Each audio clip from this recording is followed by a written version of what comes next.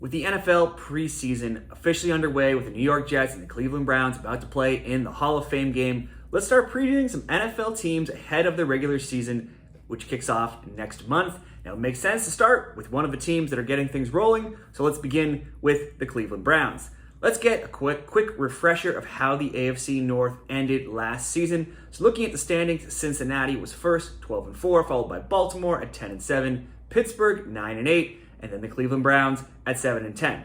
Cleveland were 4-4 at home, 3-6 on the road. They had a minus 20-point differential, and they were 3-3 within the division. Obviously, with star QB Deshaun Watson starting the year with a suspension and only playing in 6 games, they were always going to be behind the 8 ball to get things rolling. Now, Watson returned and he threw for 1,102 yards, 7 touchdowns, and 5 interceptions. That's far off the pace, though, of his 4,823 yards, 33 touchdowns, and 7 interceptions from 2020 in his last full season. But if he can return to anything like that this year, it'll be a great year for the Browns. Now, in those 6 games, he only had 200 or more yards in 2 of those 6.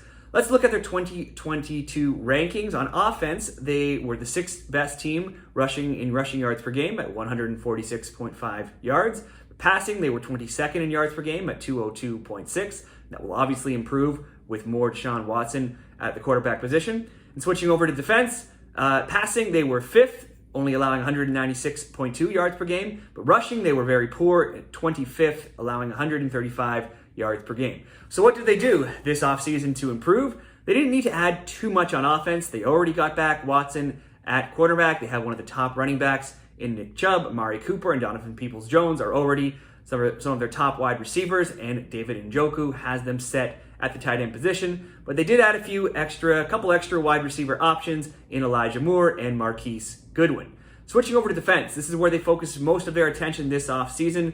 And first off, they brought in a brand new defensive coordinator in Jim Schwartz. Schwartz was the senior defensive assistant with Tennessee the past 2 seasons, and he won a Super Bowl with Philadelphia in 2018 as their defensive coordinator.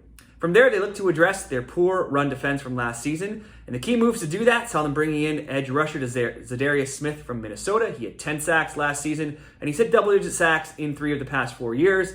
They also added another ex-Viking defensive tackle, Dalvin Tomlinson. He had 2.5 sacks last season. Additionally, they brought in another edge rusher, Ogbo Okoronko from Houston, who had 5 sacks last year. And in the secondary, safety Juan Thornhill replaces John Johnson. He has 2 rings previously with the Chiefs, and also added another safety in Rodney McLeod, who has played with Schwartz in Philadelphia.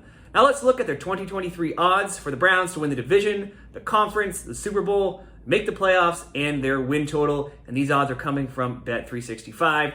Let's look at the AFC North 2023 odds. And right now they have Cincinnati favored at plus 140, followed by Baltimore at plus 220, Cleveland at plus 350, Pittsburgh comes in 4th at plus 550. Now, Cleveland's odds to win the AFC title are plus 2,000, that's 20-1, making them the 9th favorites in the conference. Their Super Bowl odds are plus 3,300, 33-1. That's tied for 13th overall amongst all teams in the NFL. To make the playoffs, they are slight underdogs at plus 105 and favored to miss the playoffs at minus 130. Their win total at Bet365 has the Browns at 8.5, with the over juiced heavily to minus 170 and the under coming in at plus 140.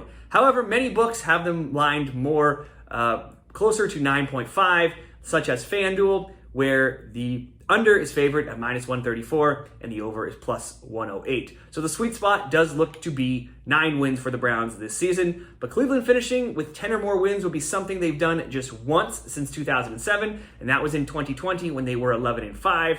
2023 will see them playing a mediocre schedule, coming in as only the 17th hardest. The Browns are only favored 9 times this season in the look-ahead lines for the entire year. Now, 5 of those 9 games that they're favored in are by 3 or fewer points, so the odds makers are expecting a lot of close games for the Browns this season. But playing in close games was not something that they did very well last season. They were just 2-6 straight up in games decided by 8 points or less, and they were just 1-4 in games decided by 3 points or less. So all that said, an improved season does look to be in the cards for Cleveland, but a bet on the under on their win total could be a good bet. Now that wraps up this Browns season preview. If you want to see more NFL previews and more sports picks this summer, be sure to like this video and subscribe to the channel for more this summer. How do you think the Browns will do? Let me know in the comments below, and good luck everybody with all of your NFL offseason bets.